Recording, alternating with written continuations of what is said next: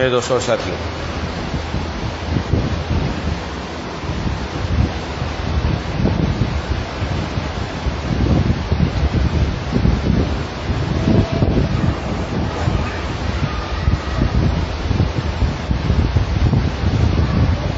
دنیا کے اندر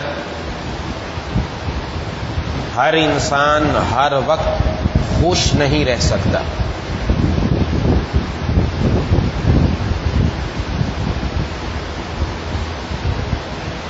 کیونکہ دنیا ایک ایسا عالم ہے کہ جو تکلیف اور خوشی کا مجموعہ ہے۔ اگر کہیں راحت بھی ہے تو ساتھ تکلیف بھی ہے، خوشی ہے تو ساتھ غم کا کانٹا بھی لگا ہوا ہے۔ جیسے جیسے جناب نبی کریم صلی اللہ علیہ وسلم کے دور سے ہم دور ہوتے چلے جا رہے ہیں، قیامت کا قرب ہوتا چلا جا رہا ہے، فتنوں کا زمانہ ہے، تو ہر انسان اب کسی نہ کسی پریشانی میں ہی رہتا ہے، جس کی وجہ سے اللہ تبارک و تعالیٰ کی ذات سے مایوس، اللہ سے دور، کچھ شیطان اور نفس ایسے وسوسے ڈال دیتا ہے کہ مزید اور دور ہو جاتا ہے۔ ایک تو عالم ہے، عالم جنت، کہ جہاں خوشی ہی خوشی ہے، غم کا گزر ہی نہیں، تکلیف ہی نہیں، پریشانی ہی نہیں۔ اور ایک ہے عالم، عالم دوزخ، جہاں کبھی راحت گزری ہی نہیں، جہاں تکلیف ہی تکلیف ہے، پریشانی ہی پریشانی ہے۔ اور ایک عالم ہے یہ دنیا، یہ دونوں کا مجموعہ ہے۔ اس میں انسان کے جہاں پر اللہ تبارک و تعالیٰ کی طرف سے نعمتیں مل رہی ہیں، جہاں پر راحتیں مل رہی ہیں، جہاں پر خوشیاں مل رہی ہیں، وہاں پر ساتھ تکلیف بھی ہوتی ہے، پریشانی بھی ہوتی ہے، اور یہ بھی اللہ تبارک و تعالیٰ کا امتحان ہے۔ اللہ اپنے بندوں کا امتحان لیتا ہے، اس لیے قرآن کریم میں بھی ارشاد فرمایا وَلَنَبْلُوَنَّكُمْ، ہم تمہیں ضرور بضرور آزمائیں گے، آزمائش ہوگی، بِشَيْءٍ، بہت لمبی چوڑی آزمائش نہیں، شَيْءٍ، تھوڑی سی، کیونکہ ہم لمبی چوڑی آزمائش کے تحمل نہیں رکھتے، اور جب بھی آزمائش ہے تو یہ سوچ لینا چاہیے اگر دنیا میں تکلیف نہ آنی ہوتی، غم نہ آنا ہوتا، تو سب سے زیادہ مستحق محبوب کبریا خاتم الانبیاء جناب نبی کریم صلی اللہ علیہ وسلم۔ ایک ہمارا مسئلہ یہ ہے کہ ہمارے پاس ہر چیز کے لیے وقت ہے، وقت نہیں تو اپنے محبوب خاتم الانبیاء جناب نبی کریم صلی اللہ علیہ وسلم کی سیرت پڑھنے کا موقع نہیں، الٹی سیدھی سوال کرتے رہیں گے، فلانے کام میں کیا حکمت ہے، فلانا، ارے کیا پڑھی حکمت، تم ادھر پڑھو نا، ذرا اپنے محبوب کے محبوب طریقوں کو پڑھو، محبوب زندگی کو پڑھو، زندگی کے اندر وہ لطف ملے گا، انشاءاللہ خود محسوس کرے گا کہ رب تعالیٰ کیا دل کے اندر ایک عجیب اللہ تبارک و تعالیٰ کی طرف سے راحت ہی راحت آئے۔ یہ سیرت کا خاصہ ہے، یہ معجزہ سمجھو، پڑھ کے تو دیکھیں کہ ہمارے محبوب جناب نبی کریم صلی اللہ علیہ وسلم کے حالات کیا تھے، سیرت کیا ہے۔ آدمی کو بہت تسلی ہوتی ہے، دل کا ایک جگہ جم جاتا ہے۔ یہ جو بعض مرتبہ ہمارے ساتھ ہوتا ہے، استقامت نہیں ہے دین پر، ہاں، کبھی نمازوں کی پابندی ہو گئی، کبھی نہیں ہوئی، ذکر کی ہوئی نہیں ہوئی، تلاوت ہو رہی ہے نہیں ہوئی، کبھی لگ گئے کبھی ہٹ گئے، سیرت پڑھنا شروع کر دے، انشاءاللہ استقامت اس کے قدموں میں آئے گی۔ یہ سیرت کا خاصہ ہے، بہت سارے فوائد ہیں۔ دنیا جہان کے جو واقعات ان کو پڑھنا چھوڑیں، دنیا کی باتیں چھوڑیں، ذرا جو وقت نکلتا ہے اس کو یوٹیوب کی نظر نہ کریں، فیس بک کی نظر نہ کریں، الٹی سیدھی کہانیوں کی نظر نہ کریں، سیرت پڑھیں، سیرت پڑھیں، پھر دیکھیں کہ اس میں ملتا کیا ہے۔ تو محبوب کبریا خاتم الانبیاء جناب نبی کریم صلی اللہ علیہ وسلم 3 سال تک شعب ابی طالب میں قید رہے، اور وہاں کیا تھا، پورا آپ کا بائیکاٹ کر دیا گیا، بائیکاٹ، مل نہیں سکتا، کھانا نہیں آ سکتا آپ کے پاس، یہاں تک کہ آپ کے ساتھ جو بچے تھے وہ چمڑا کھانے پر مجبور ہو گئے، درخت کے پتے کھانے پر۔ یہ بات زبان سے کہنا آسان ہے، عمل میں جب آئے تو پتہ چلتا ہے۔ آج رب تعالیٰ ہمیں بھر بھر کر نعمتیں دے رہے ہیں، بھر بھر کر ہمارے پاس کھانے آ رہے ہیں، ڈشیں آ رہی ہیں، نعمتوں پر ہم پل رہے ہیں، اور وہ ہم نعمتیں ضائع بھی کرتے ہیں، بجائے اس کے کسی غریب کے منہ میں چلی جائے، کوئی 2 لقمے کسی غریب کے منہ کو دے دے، نہیں ہم دینے تیار نہیں، وہ نالی میں پھینک دیں گے وہ نعمتوں کو، اور ہمیں احساس نہیں ہوتا کیونکہ ہم وہ لمحہ گزار کر رہی ہیں۔ یہ ملتا کیسے ہے اللہ تبارک و تعالیٰ کی طرف سے؟ یہ نعمت آئی کیسے؟ قدر تو ان سے پوچھو جنہوں نے وقت گزارا ایسا۔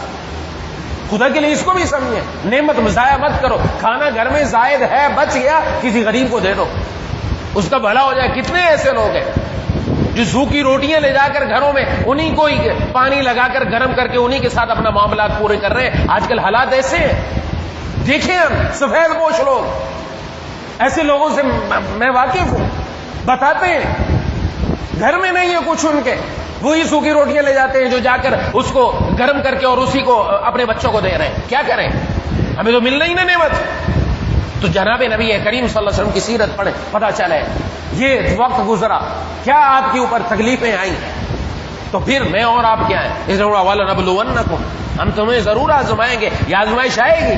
کوئی یہ نہ کہ نہیں یہ آزمائش آ کر رہے گی، بِشَيْءٍ، لیکن تھوڑی سی ہے۔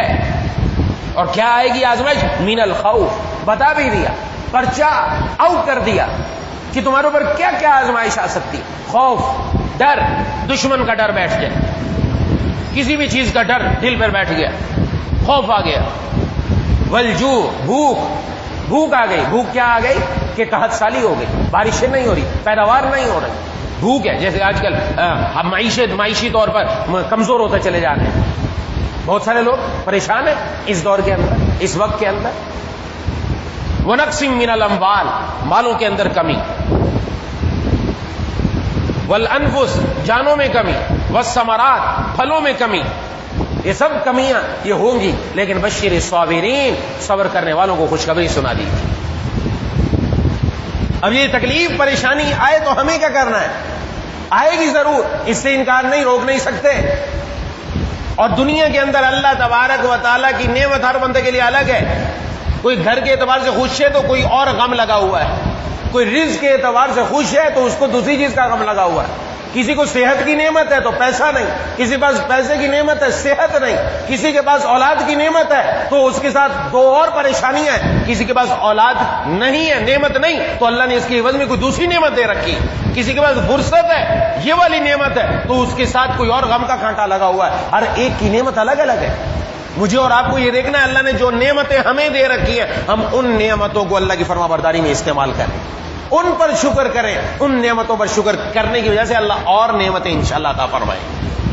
اور جب تکلیف آئی ہے تو یہ تکلیف 2 حال سے خالی نہیں، کسی انسان پر پریشانی آئی، مصیبت آئے، تکلیف آئے، چاہے وہ مالی پریشانی ہو، چاہے وہ گھر کی پریشانی ہو، چاہے وہ صحت کے اعتبار سے پریشانی، بیماری کی صورت میں کوئی بھی کسی بھی طور پر، یہ ساری کی ساری جتنی پریشانیاں تکلیفیں، یہ کیا، یہ انسان کے لیے 2 حال سے خالی نہیں، یا تو اس کے گناہوں کی سزا ہے یا پھر اس کے ذریعے اللہ بندے کے درجات بلند فرما رہے ہیں۔ دونوں میں سے ایک ہے، وَلَنُذِيقَنَّهُم مِّنَ الْعَذَابِ الْأَدْنَىٰ دُونَ الْعَذَابِ الْأَكْبَرِ لَعَلَّهُمْ يَرْجِعُونَ، ہم ان کو چھوٹا عذاب، ادنا عذاب چکھاتے ہیں بڑے عذاب سے پہلے، کیوں؟ لعلہم یرجعون، یہ بھی ان کے ساتھ پیار ہے کہ یہ لوٹ کر ہماری طرف آ جائیں۔ یہ تکلیفیں، اگر وہ تکلیف آئی، پریشانی آئی، مایوس ہو گیا اللہ کے در سے، مانگنا چھوڑ دیا، نماز چھوڑ دی، تلاوت چھوڑ دی، تسبیحات چھوڑ دی، کہ اتنا عرصہ ہو رہا ہے مانگنے نہیں ہو رہا، سب چھوڑ چھاڑ کے ایک طرف بیٹھ گیا، علامت ہے یہ تکلیف اس کے لیے عذاب بن کر آئی ہے، دور ہو گیا یہ اللہ سے۔ اور اگر تکلیف آئی ہے، پریشانی آئی ہے، رب کا در نہیں چھوڑا، رب کے در پر آہذاری جاری ہے، اللہ کے سامنے اشک باری جاری ہے، رب تعالیٰ کے سامنے بے قراری جاری ہے، رب تعالیٰ کے سامنے مانگنا جاری ہے، اللہ تعالیٰ کے ساتھ تعلق بڑھ رہا ہے، یہ علامت ہے، یہ تکلیف اس کے لیے رحمت بن کر آئی ہے۔ مجھے اور آپ کو خود دیکھنا، یہ تکلیف اور پریشانی ہمارے لیے رحمت ہے یا زحمت ہے؟ ہمارے اپنے احوال اس کے مطابق ہو جاتے ہیں، اس لیے اس تکلیف میں بھی اللہ تعالیٰ کی طرف آئے، رب تعالیٰ کی طرف آ کر راضی کرے، کیونکہ اس کے علاوہ کون سا راستہ ہے جہاں سے تکلیف دور ہوگی؟ کوئی بھی پریشانی آتی ہے ہم پریشان ہو کر بیٹھ جاتے ہیں۔ آج کل مایوسی ہر طرف پھیلی ہوئی، مایوس ہونا بہت، منفی سوچ جس کو کہتے ہیں، مثبت نہیں، منفی سوچنا ہے، منفی سوچنا پہلے بھی بارہا عرض کر چکا. ایک بزرگ کے پاس گئے ایک اللہ والے اور جا کر ان کا حال پوچھا کہ آپ کی طبیعت کیسی. اب منفی سوچ میں بتاؤں منفی سوچ کیا ہوگی, وہ ہماری ہے. ہم سے کوئی جا کے پوچھ رہے ہیں طبیعت کیسی, او ہو کچھ نہ پوچھو, بڑی پریشانی میں ہوں نعوذ باللہ, بڑی تکلیف ہے, فلانی جگہ بھی درد ہے, فلانی جگہ بھی درد ہے, اور یوں بھی ہے اور وہ بھی ہے, اور پتہ نہیں ہزار بیماریاں گنوا دیں گے. یعنی یہ بھی ہو رہا ہے, اگلا آدمی پریشان ہو جائے گا, یار میں اس کے ساتھ کروں تو کروں کیا, اس کو کہوں تو کہوں کیا, یہ تو 100 بیماریاں گنوا دی, کیا کہیں اس کو نہ. اور ان بزرگ یہ ہے منفی, الٹا سوچنا, غلط سوچنا ہے یہ. اور ایک بزرگ کے پاس آیا, پوچھا کہ کیسی ہے طبیعت, کا الحمدللہ ہاتھ پاؤں صحیح کام کر رہے ہیں, الحمدللہ دل بھی صحیح کام کر رہا ہے, الحمدللہ پھیپھڑے بھی صحیح کام کر رہے ہیں, دانت بھی صحیح کام کر رہے ہیں, زبان بھی ٹھیک کام کر رہی ہے, کان بھی ٹھیک کام کر رہے ہیں, آنکھ بھی الحمدللہ ٹھیک کام کر رہی ہے, سب ٹھیک ٹھاک ہے الحمدللہ, بس تھوڑا سا بخار ہے وہ بھی اتر جائے گا. یہ مثبت سوچ ہے, یہ اچھی سوچ ہے, یہ آگے بڑھانے والی سوچ ہے. یہ ہم جو بیماری میں تھوڑا سوچتے ہیں یہ اور ہمیں بیمار کر دیتی ہے اور ہمیں مزید نیچے گرا دیتی ہے. نہ مثبت سوچے, اور اس تکلیف میں بھی اللہ کی ہزارہ نعمتیں ہیں. اس تکلیف میں کوئی پریشانی ہے, کوئی بیماری آ گئی ہے, اس بیماری کے اندر ڈاکٹر مل گیا, اچھا مل گیا, اللہ نے پیسے کی نعمت دی, اس کی فیس بھی دے دی ہے, اس نے دوا بھی لکھ کر دے دی, اور دوا بھی صحیح ہمارے لیے تجویز ہو گئی, اور دوا لینے کی طاقت بھی ہے, وہ بھی جا کر میڈیکل سے لے لی, اور وہ مل بھی گئی, اور لا کر استعمال بھی شروع کر دی. یہ رب کی نعمتیں نہیں ہے تو اور کیا ہے. یہ اس تکلیف میں بھی ہزارہ نعمت آ رہی ہے, ابھی تو چند گنوائی. تو تھوڑی سی تکلیف پریشانی اگر آئی تو وہ بھی ہمارے فائدے کے لیے ہے کہ رب کی طرف اور آ جاؤ اور آ جاؤ. اس کے ذریعے اللہ بندے کے گناہوں کو معاف فرما کر اس کو بالکل صاف ستھرا فرما رہے ہیں. اور اس کی مثال ایسے ہی ہے کہ جیسے کوئی انسان کو خدا نہ خواستہ تکلیف ہو گئی اور ڈاکٹر کے پاس گئے, ڈاکٹر نے کہا کہ آپ کو آپریشن کرانا پڑے گا, اور آپریشن کرانے کے لیے تیار ہے ہر بندہ کے نہیں, پیسہ بھی لگتا ہے, جسم کی چیر پھاڑ بھی ہوگی, صحت بعد میں پتہ ملتی ہے نہیں ملتی ابھی تو پتہ نہیں, صرف یہ بھی ہوگا, سب کچھ ہوگا, سب کچھ کرنے کے لیے تیار ہے, کیونکہ اس کو آگے نظر آ رہا ہے کہ اس تکلیف سے مجھے چھٹکارا ہو جائے گا اور میں ٹھیک ٹھاک ہو جاؤں گا. یہ اپنا جسم بھی چروانے کے لیے تیار ہے, پیسہ بھی لگوانے کے لیے تیار ہے, کیونکہ اس کے ذریعے صحت ملے گی. تو یہ جو اللہ کی طرف سے تکلیف آئی, پریشانی آئی, مصیبت آئی, یہ بھی سمجھو چیر پھاڑ ہو رہی ہے اندر, اور اندر جو گناہوں کی وجہ سے اندر چیزیں جم چکی ہیں ان کو اتارا جا رہا ہے, اور آپ کا آپریشن کیا جا رہا ہے. اس کے ذریعے اللہ تعالیٰ بندے کو بالکل صحت یاب فرمانا چاہتے ہیں کہ اس کے ذمے کوئی گناہ ہی باقی نہ رہے. لیکن بیماری مانگنے کی چیز نہیں کہ مانگنے لگ جائے, مانگنے کی چیز نہیں, آ جائے تو پھر صبر کرنا. وبشر الصابرین, صبر کرنے والوں کو خوشخبری. الفاظ اللہ تبارک و تعالیٰ نے عجیب انداز میں ارشاد فرمایا, خوشخبری. اور خوشخبری کس پر ہوتی ہے؟ کسی اچھی چیز پر ہوتی ہے یا بری چیز پر؟ اچھی چیز پر خوشخبری دی جاتی ہے کہ صبر کرنے والوں کو خوشخبری کیا کہ صبر جو کرے گا اس کے بدلے میں اس کو وہ کچھ ملنے والا ہے کہ حیران و پریشان ہو جائے. اس لیے کچھ لوگ کل قیامت والے دن جب دیکھیں گے اس پر اجر کیا ملا, اجر کیا ملا, تو تمنا کریں گے کاش دنیا میں کینچیوں سے ہمارا جسم کاٹ دیا جاتا اور ہم صبر کرتے. آج اس کے بدلے میں جو اجر ہمیں مل رہا ہے وہ اس تکلیف سے بہت بڑا مل رہا ہے, وہ تکلیف کچھ بھی نہیں.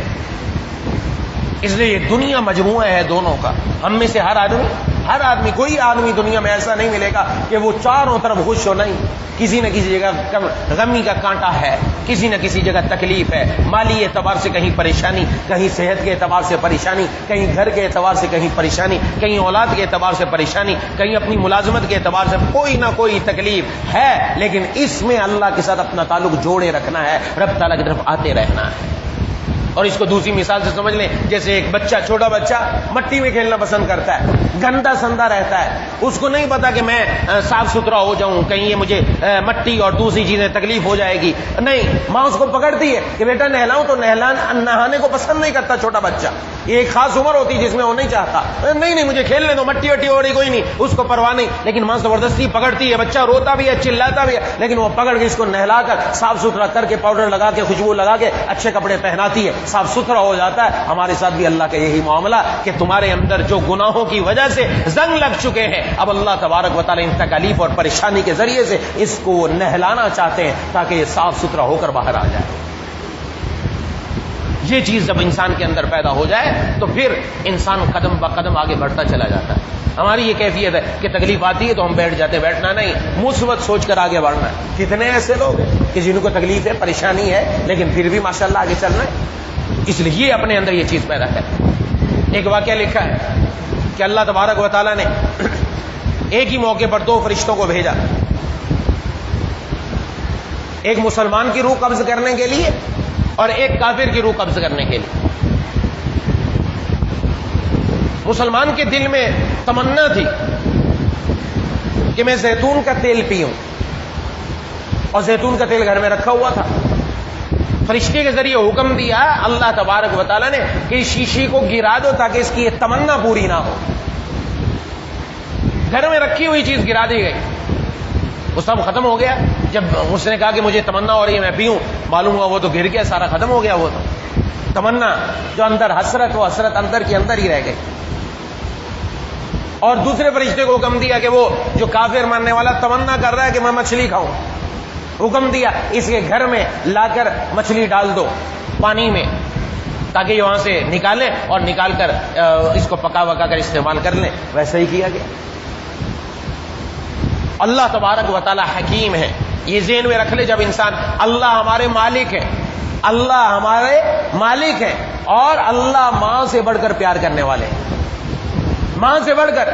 ماں اپنی اولاد کو کبھی تکلیف نہیں دیتی, نہ تکلیف میں دیکھنا چاہتی ہے.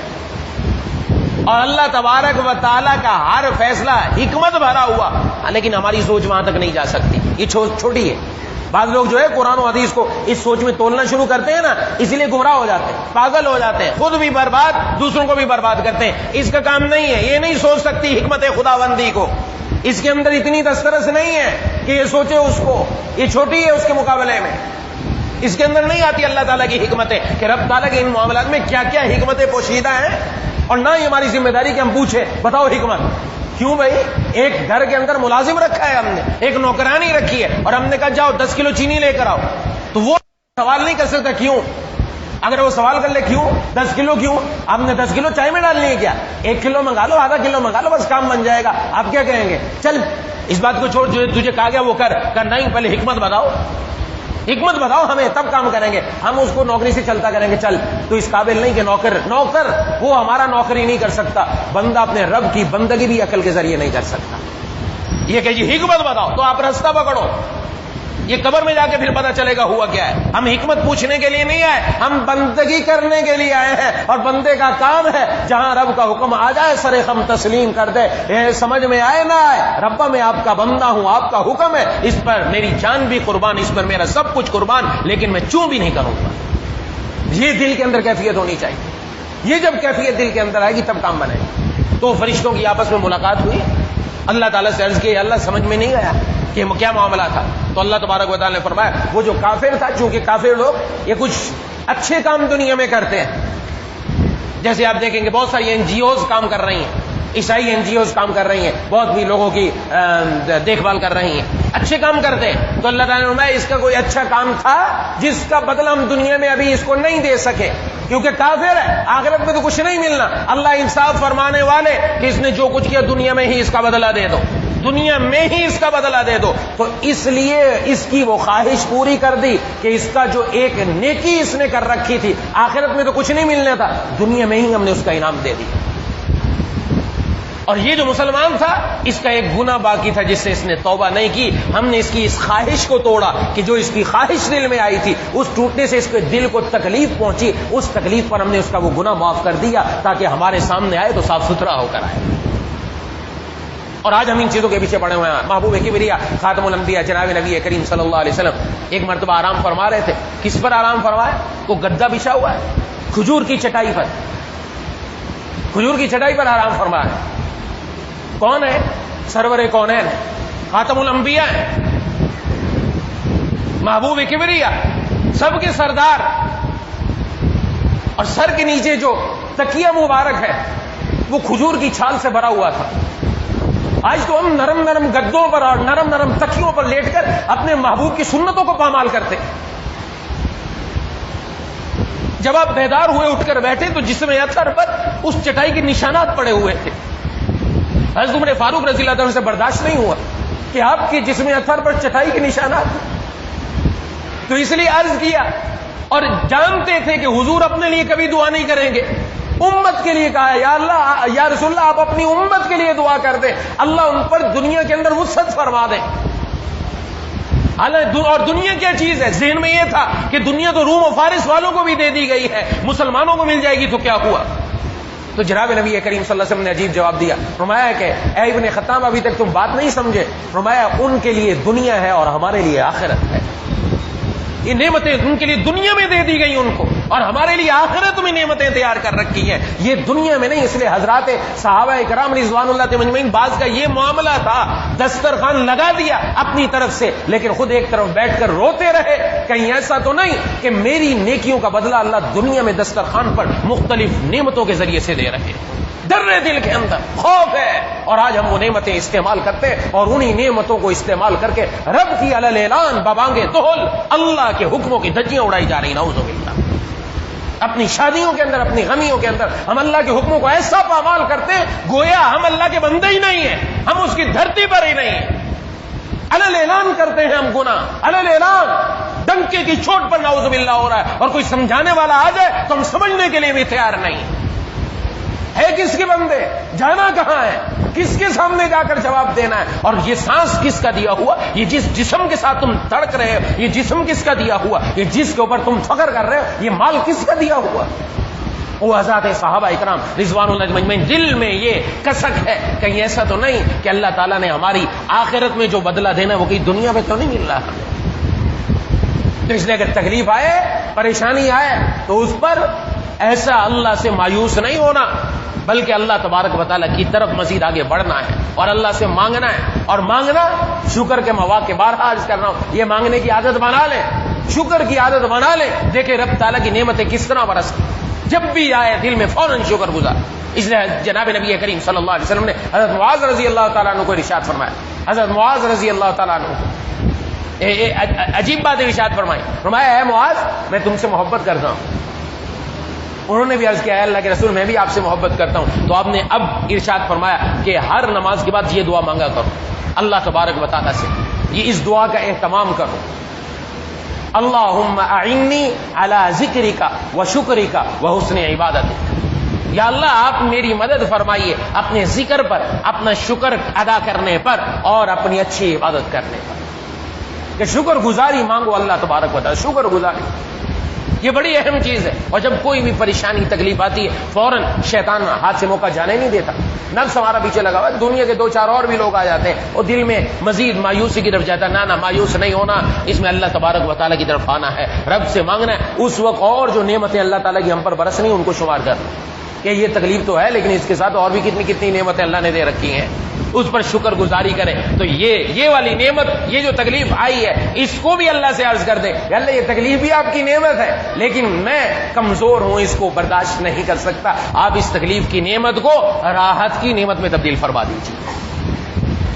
پھر دیکھیے کہ کام کیسے بنتا چلا جاتا ہے. اس لیے اس دور کے اندر خاص طور پر جب ہر طرف مایوسی چھائی جا رہی ہے، مایوسی کی طرف آ رہے ہیں، ہر آدمی پریشان ہے. آگر بتاتے ہیں ہر آدمی اپنی کیفیت پریشان ہے. اس پریشانی میں رب کے در کو نہیں چھوڑنا، اللہ کے در کو نہیں چھوڑنا، رب کے در پر آنا، آپ آ کر مانگنا ہے. مسئلہ یہیں سے حل ہونا انشاءاللہ، اور حل ہو کر رہے گا، حل ہو کر رہے گا. اور محبوب کبریا خاتم الانبیاء جناب نبی کریم صلی اللہ علیہ وسلم کی سیرت پڑھنا شروع کریں. سیرت کے لیے وقت نکالیں، سیرت پڑھیں. چھوٹی چھوٹی کتابیں بھی ہیں، بڑی کتابیں بھی ہیں، لے لیں. اسوہ رسول اکرم صلی اللہ علیہ وسلم حضرت ڈاکٹر عبدالحی عارفی رحمۃ اللہ علیہ نے لکھی، وہ لے لیں. اور جو سیرت کی کتابیں، سیرت مصطفیٰ ہے، سیرت الرسول ہے، مختلف کتب موجود ہیں، وہ لے کر تھوڑا تھوڑا پڑھنا شروع کریں. دیکھیں ایک دل میں کیفیت کیا بنتی ہے. محبوب کبریا خاتم الانبیاء جناب نبی کریم صلی اللہ علیہ وسلم کے جب آپ کی زندگی کی کیفیت پڑھیں گے، حالات پڑھیں گے، خود ہمارے دل کے اندر ایک تسلی کا سامان پیدا ہوگا. رب تعالیٰ کی طرف سے تسلی دل میں آئے گی. اس لیے اس کی کوشش کہ تکلیف آئے یا پریشانی آئے رب کے در پر آنا، اللہ کے سامنے آ کر مانگنا، اپنے اوپر بھروسہ نہیں، اپنی کسی چیز پر نہیں، اللہ کے سامنے آ کر عرض کرتے رہنا ہے، کام بنتا چلا جائے گا. ایک ساتھی پر بتاتے ہیں، انہوں نے واقعہ بتایا کہ ایک مسجد میں نماز پڑھ کے میں جب نکلنے لگا تو ایک آدمی کو دیکھا ایک کونے میں بیٹھا ہے، بہت دعائیں کر رہا ہے اور رو رو کر دعائیں کر رہا ہے. کہا کہ میں بڑا پریشان ہوا کہ یہ کسی پریشانی میں ہے، یہ آدمی بہت تکلیف میں ہے. تو دل میں نے اپنے سوچا کہ میں جب یہ فارغ ہوتا تو اس سے بات کرتا ہوں، شاید میں اس کے کچھ کام آ جاؤں. آج یہ کام آنے والا جذبہ ہمارا بیٹھتا چلا جا رہا. جب دنیا کی محبت دل میں آ جاتی تو بھائی بھائی کا نہیں رہتا. آج کیفیت یہ اپنا بھائی معلوم ہے کہ اس کے گھر میں کچھ نہیں، لیکن یہ بھائی اس کو دیکھنے کے لیے تیار نہیں، شکل نہیں دیکھنا چاہتا اسے، یہ اس کی شکل نہیں دیکھ رہا. یہ یاد رکھے، یہ اپنے جن جن لوگوں کی ذمہ داری ہم پر آہستہ آہستہ آتی رہتی ہے، والدین کی، اولاد کی، پھر بھائی بہنوں کی، جتنا مال ہے آخرت میں اس پر پوچھ ہے، چھوڑا نہیں جائے گا، چھوڑا نہیں جائے گا. اگر کچھ کسی کے پاس چلا جائے تو جو جس کے پاس جائے گا وہ ختم نہیں ہونے والا. جناب نبی کریم صلی اللہ علیہ وسلم نے ارشاد فرمایا کہ تم میں سے کون ہے، تم میں سے کون ہے، عجیب سوال فرمایا، تم میں سے کون ہے جو اپنے وارث کے مال سے محبت کرتا ہے؟ کس کے مال سے؟ اپنے وارث کے مال سے، اپنے مال سے نہیں. کون ہے اپنے وارث کے مال سے محبت کرتا ہے؟ حضرات صحابہ اکرام رضوان اللہ مجمعین نے عرض کیا ہم میں سے تو کوئی بھی نہیں، ہم میں سے ہر آدمی اپنے مال سے محبت کرتا ہے. تو آپ صلی اللہ علیہ وسلم نے بتلایا لیکن جو کیفیت ہے وہ تمہاری ایسی ہے جو تم وارث کے مال سے محبت کرتے ہو. فرمایا تمہارا مال تو وہ ہے جو تم نے کھا لیا، پہن لیا، خرچ کر دیا، اور جو تمہارا مال بچا ہوا ہے یہ تمہارا نہیں، یہ تمہارے ورثاء کا ہے. تو نے تو آج ہی اگر آنکھ بند ہو گئی وہ وارثوں کا چلتا ہو گیا، یہ تو ہمارا ہے نہیں، ہم نے کھا لیا، پی لیا، خرچ کر دیا، بس وہ تھا ہمارا مال. تو ہم کیا کر رہے ہیں؟ اپنے وارث کے مال سے محبت کر رہے ہیں، وارث کے مال سے. تو اگر قریب میں ہے کوئی ایسا تو بہرحال وہ کہتے ہیں جب دعا مانگی اس نے تو میں نے اس کے قریب گیا، حالات پوچھے تو اس نے بتایا کہ میرا بھتیجا وہ ہاسپٹل میں داخل ہے اور کافی تکلیف میں ہے، اس کے لیے دعا کر رہا تھا. کہا کہ میں نے کہا اگر مدد کی ضرورت ہو تو باہر نکلا میرے ساتھ ساتھ. اس نے کہا یہ سامنے جتنی بڑی آپ کو بلڈنگ نظر آ رہی ہے ساری میری ہے، یہ کاریں یہ ساری میری ہیں، مجھے پیسے کی ضرورت نہیں ہے، پیسہ کچھ نہیں کر سکتا. پہلے اوپر سے میں فیصلہ کروانے کے لیے آیا کہ اپنے رب سے مانگوں یا اللہ شفا آپ نے عطا فرمانی ہے، شفا آپ عطا فرمائیں گے. رو رو کر ان سے مانگا، اب جا کر وہاں علاج شروع ہوگا تو ضرور اللہ تعالیٰ اس میں آسانی فرما دیں گے. یہ چیز دل میں آ جائے. دنیا کے سارے اسباب ہم اختیار کرتے ہیں، ایک اہم چیز اللہ سے مانگنا اس کو چھوڑ دیتے ہیں. یہ سب سے پہلی چیز ہے، اس نے مانگنے کا اہتمام. کوئی مسئلہ، کوئی پریشانی، کوئی تکلیف، کون سا ایسا مسئلہ جو رب کے در سے حل نہیں ہوگا؟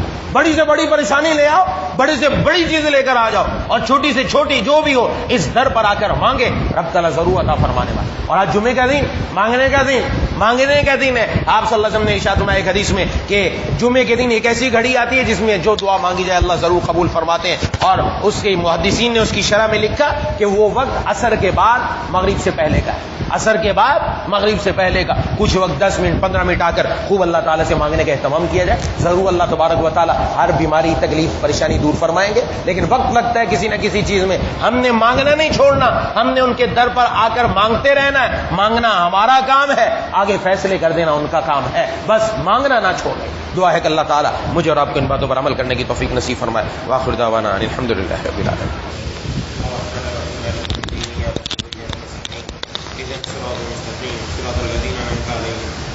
غير المغضوب عليهم ولا الضالين.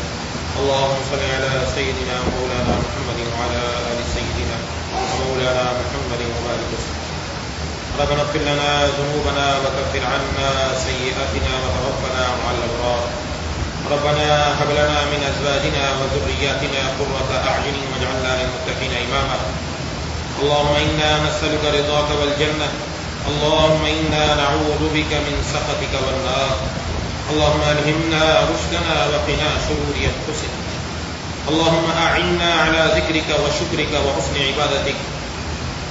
اللهم لا تجعل الدنيا أكبر همنا ولا مبلغ علمنا ولا غاية رغبتنا ولا تسلط علينا من لا يرحمنا. يا إله العالمين يا أرحم الراحمين يا ذا الجلال والإكرام. یا اللہ ہم سب کی حاضری کو اپنی بارگاہ میں قبول و مقبول فرما دیجیے. یا الہ العالمین یا ارحم الراحمین، جس طرح آج آپ نے اپنے در پر آنے کی توفیق عطا فرمائی، مرتے دم تک اسی طرح 5 وقت اپنے دربار میں حاضری کی توفیق عطا فرما دیجیے. یا الہ العالمین ہم کمزور ہیں، سراپا کمزور ہیں. یا الہ العالمین ہمارے ارادے بھی کمزور، ہماری ہمتیں بھی کمزور. یا اللہ یا ذا الجلال والاکرام یا مالک الملک، ہم خطا کار ہیں. یا اللہ بالغ ہونے کے بعد سے آج تک جہاں جہاں جو نافرمانیاں ہوئیں، بھول کر جان بوجھ کر ہمارے علم میں نہیں ہے. یا الہ العالمین سب سے سچی معافی مانگتے ہیں، سچی توبہ کرتے ہیں، سب معاف فرما دیجیے. ہمارے والدین کی، بیوی بچوں کی، بہن بھائیوں کی، دوستو احباب کی، تمام رشتہ داروں کی، اہل پاکستان کی، پوری امت مسلمہ کی مغفرت فرما دیجیے. یا الہ العالمین کسی کو محروم نہ فرمائیے. یا اللہ اس دور کے اندر تمام مسلمانوں کے ایمان کی حفاظت فرما دیجیے. یا اللہ ہماری نسلوں کی، قیامت تک آنے والی نسلوں کی ایمان کی حفاظت فرما دیجیے. یا اللہ سلامتی اعضاء، سلامتی ایمان کے ساتھ زندہ رکھیے. سلامتی اعضاء، سلامتی ایمان کے ساتھ دنیا سے اٹھائیے. رقیق القلب، رحیم المزاج بنا دیجیے. مولا کریم الہ العالمین یا ذا الجلال والاکرام، آپ کی نعمتیں بے شمار ہیں. یا اللہ یا ذا الجلال والاکرام، ہمارا ایک بال گناہوں میں جکڑ ہو. یا الہ العالمین آپ کی نافرمانی سے ہم باز نہیں. یا ذا الجلال والاکرام، یا الہ العالمین یا ارحم الراحمین، آپ تو ماں سے بڑھ کر پیار کرنے والے، آپ کے در کے علاوہ کوئی در نہیں. یہی ایک چوکھٹ ہے. ہم جہنم کا عذاب نہیں سہ سکتے، قبر کی ہولناکیوں کو برداشت نہیں کر سکتے. اے الہ العالمین ہے ارحم الراحمین، آپ کو آپ کے 99 ناموں کا واسطہ، آپ کو رحمان ہونے کا واسطہ، آپ کو رحیم ہونے کا واسطہ، آپ کو غفور ہونے کا واسطہ، آپ کو ودود ہونے کا واسطہ. اے اللہ، اے الہ العالمین، اے ارحم الراحمین، ہم سب کے گناہوں کو معاف فرما کر، ہم سب کا خاتمہ ایمان پر فرما کر، قبر کے عذاب سے بچا کر، کل قیامت والے دن اپنے حبیب جناب نبی کریم صلی اللہ علیہ وسلم کے ہاتھوں حوض کوثر نصیب فرما کر بغیر حساب و کتاب جنت میں دخول اولی نصیب فرما دیجیے. اے الہ العالمین کسی کو محروم نہ فرمائیے. یا اللہ، یا اگرچہ نالائق ہے، اگرچہ ہم اس کا استحقاق نہیں ہے، نااہل ہے، یا نالائق ہے، یا ذا الجلال والاکرام، اے الہ العالمین، لیکن آپ کی ذات وہ ہے جو کریم ہے. نالائقوں پر بھی وہ اپنا فضل کرتی ہے، بغیر استحقاق کے بھی وہ عطا کرتی ہے. اگرچہ ہمارا حق نہیں ہوتا، لیکن بغیر استحقاق کے ہم سب کو اپنے پیاروں میں شامل فرما دیجیے.